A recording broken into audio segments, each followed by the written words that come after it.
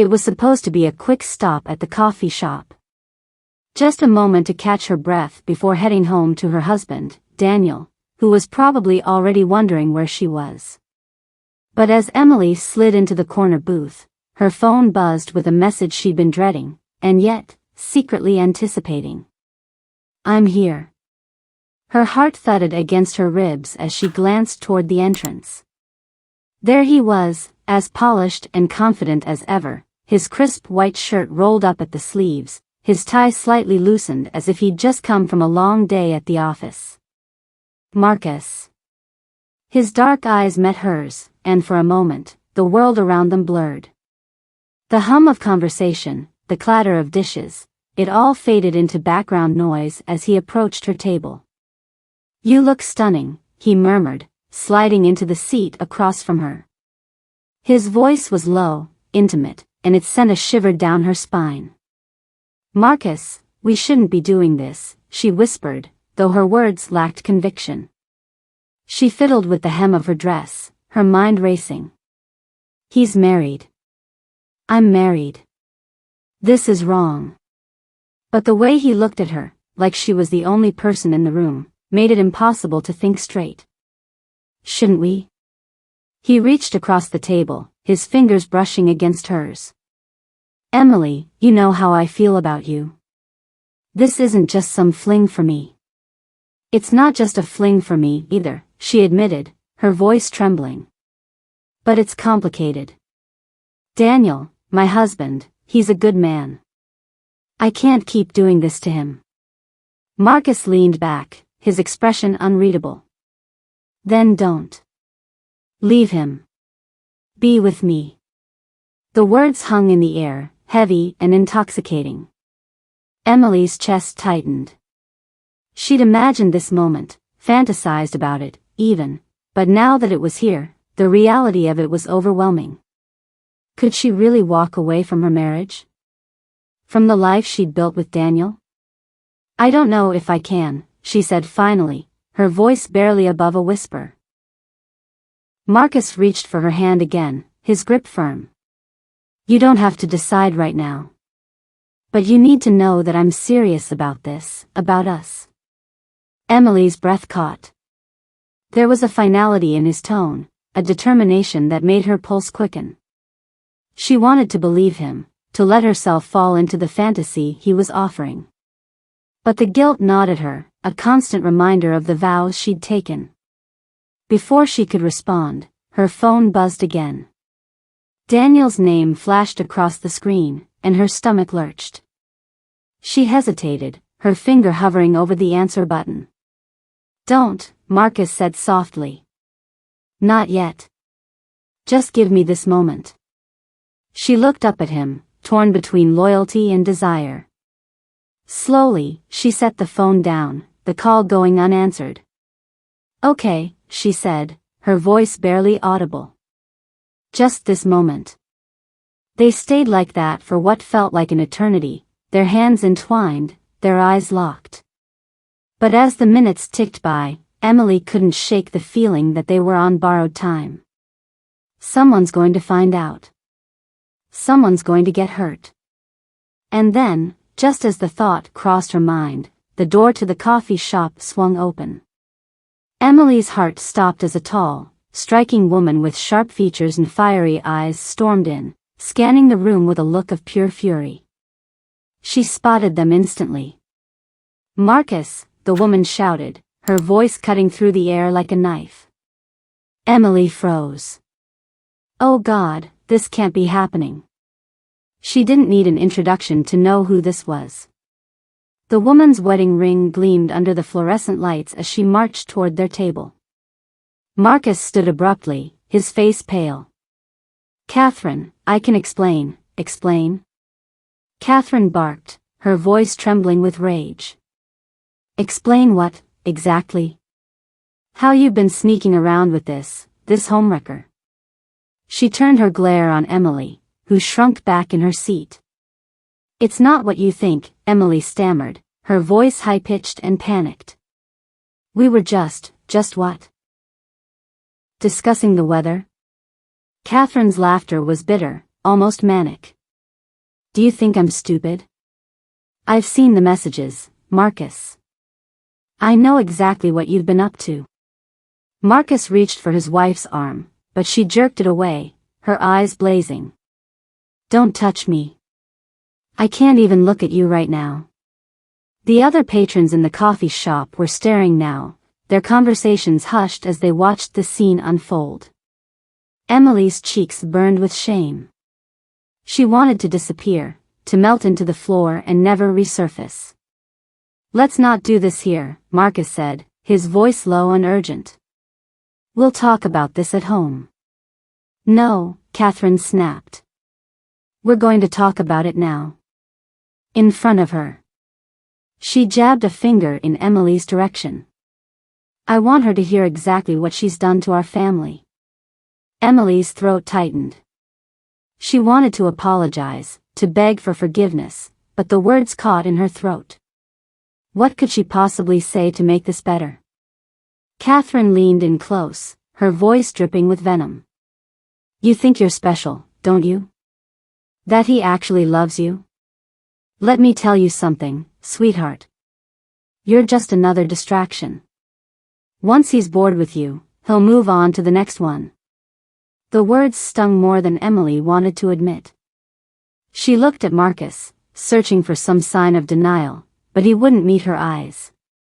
Her heart sank. Is that all I am to him? A distraction? Before she could process the thought, Catherine grabbed her arm, yanking her to her feet.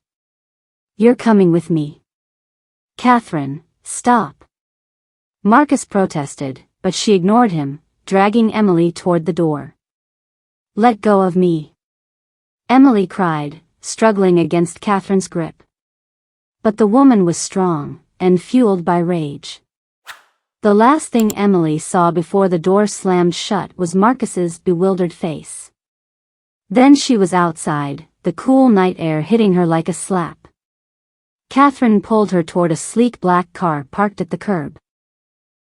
Get in, she ordered, shoving Emily toward the passenger seat. No. Emily planted her feet, her heart pounding. This is insane. I'm not going anywhere with you. Catherine's eyes narrowed. You think you have a choice? Get in the car, or I swear to God, I'll... Her threat was cut off by the sound of screeching tires. A van sped around the corner, its headlights blinding. Emily barely had time to register what was happening before the van slammed into her, the force sending her flying through the air. She hit the pavement with a sickening thud, her vision blurring as pain exploded through her body. The last thing she heard before everything went black was Catherine's horrified scream. And then, there was nothing. The sterile smell of antiseptic filled Emily's nostrils as she slowly opened her eyes. Her head throbbed, a dull, insistent ache that made her wince. The fluorescent lights overhead buzzed faintly, casting a harsh glow over the hospital room. She tried to sit up, but a sharp pain in her ribs forced her back down. Instinctively, her hand flew to her side, feeling the bandages wrapped tightly around her torso. Her mind was foggy, but fragments of memory began to surface, Catherine's furious face, the blinding headlights, the impact. A chill ran down her spine as she realized what had happened. The door creaked open, and Emily turned her head, her heart skipping a beat. Catherine stood in the doorway, her expression unreadable. She looked polished as ever, her dark hair sleek, her tailored coat hugging her frame.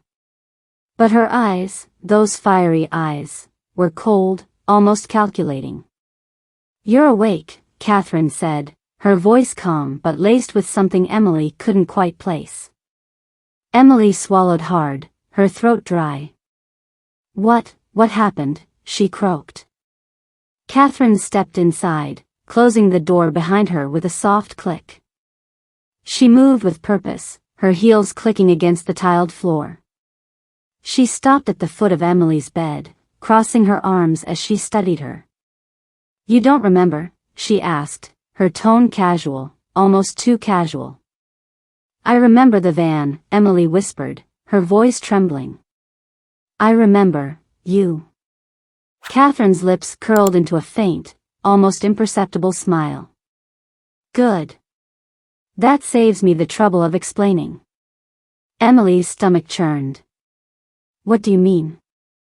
Catherine leaned forward, resting her hands on the footboard of the bed. Her eyes locked onto Emily's, and for the first time, Emily saw the depth of her anger, her rage. It was like staring into the heart of a storm. Let's not play games, Emily, Catherine said, her voice low and steady. I know about you and Marcus. I've known for a while. Emily's breath hitched. I don't know what you're talking about. Of course you don't, Catherine said, straightening up with a dismissive wave of her hand. That's the part you're supposed to say, isn't it? The innocent little wife, caught in the wrong place at the wrong time. Poor Emily. Emily's pulse quickened. Catherine, please. No, Catherine interrupted, her voice sharp now. You don't get to speak. Not after what you've done. Not after you've tried to destroy my marriage. Emily felt tears prick at the corners of her eyes. I didn't mean to. It just happened. It just happened, Catherine repeated mockingly. You know, Emily, I almost believed you at first. You're good at playing the victim. But then I started to notice the little things, the way Marcus would come home late, the way he'd avoid my questions.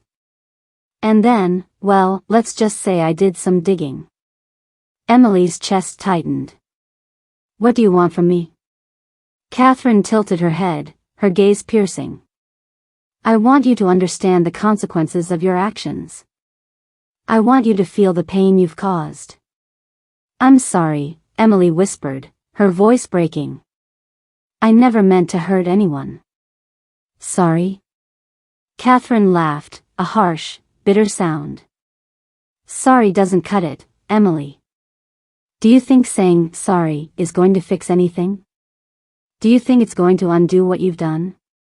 Emily's tears spilled over, streaming down her cheeks. She felt powerless, trapped in a nightmare she couldn't wake up from. What do you want me to do? She pleaded. Catherine stepped closer, her presence suffocating. I want you to tell me everything. I want to hear it from your lips. How long has it been going on? Who started it? Was it him, or was it you? Emily hesitated, her mind racing. She knew there was no way out, no path that wouldn't lead to more pain. But lying now would only make things worse. It was a few months ago, she admitted, her voice barely above a whisper. We met at a work event. We started talking, and then it just escalated. Catherine's jaw tightened, but she didn't interrupt. She simply nodded, encouraging Emily to continue. It wasn't planned, Emily said, her voice trembling. I love my husband, I really do. But with Marcus, it was different. It was like I couldn't help myself. Different, Catherine repeated, her tone icy. Is that what you tell yourself to sleep at night? That it was different? That it wasn't your fault? Emily shook her head, tears streaming down her face. I know it was wrong. I know I shouldn't have done it. But I couldn't stop. Spare me the sob story, Catherine snapped, cutting her off. You made your choices, Emily. And now you're going to live with them. What are you going to do? Emily asked, her voice barely a whisper. Catherine smiled, but there was no warmth in it. Oh, I'm not going to do anything. The world is going to know exactly what kind of person you are. Your husband, your friends, your colleagues, they're all going to see you for the cheating, home-wrecking whore that you are. Emily's heart sank. She felt like she was drowning, the weight of Catherine's words pressing down on her chest. Please, she begged. Don't do this. I'll end it. I'll never see Marcus again. Just, please, let me fix this. Catherine chuckled softly, shaking her head. It's too late for that, Emily. The damage is done. But don't worry, I'm not going to let you off that easily. Emily's breath quickened. What do you mean? Catherine leaned in, her voice dropping to a whisper. The accident, it wasn't an accident. Emily's blood ran cold. What are you saying? I arranged it, Catherine said, her tone matter of fact. The van, the timing, everything. I wanted to expose you for what you really are. Emily's mind reeled. You tried to kill me? Kill you? Catherine laughed, her eyes glinting with malice. No, Emily. If I wanted you dead, you'd be dead. This was just a warning. A little taste of what's to come if you don't end this affair. But now, well, now I think I'll let everyone else decide what to do with you. Emily's hands trembled as she gripped the sheets. You're insane. Am I? Catherine asked, her voice smooth. Or am I just the woman who's had enough of being betrayed? Emily opened her mouth to respond, but before she could say anything, Catherine turned and strode toward the door. She paused with her hand on the doorknob, glancing back over her shoulder. Oh, and Emily, she said, her voice dripping with venom. If you even think about going to the police, I'll make sure your little secret gets out faster than you can blink. And with that, she left, the door slamming shut behind her. Emily was alone again, her mind racing, her heart pounding. She felt trapped, cornered, with no way out. The sound of footsteps in the hallway made her heart leap into her throat. The door creaked open again, and this time, it wasn't Catherine who entered, it was Marcus. His face was pale, his eyes wide with concern. Emily, he said, his voice urgent. We need to talk.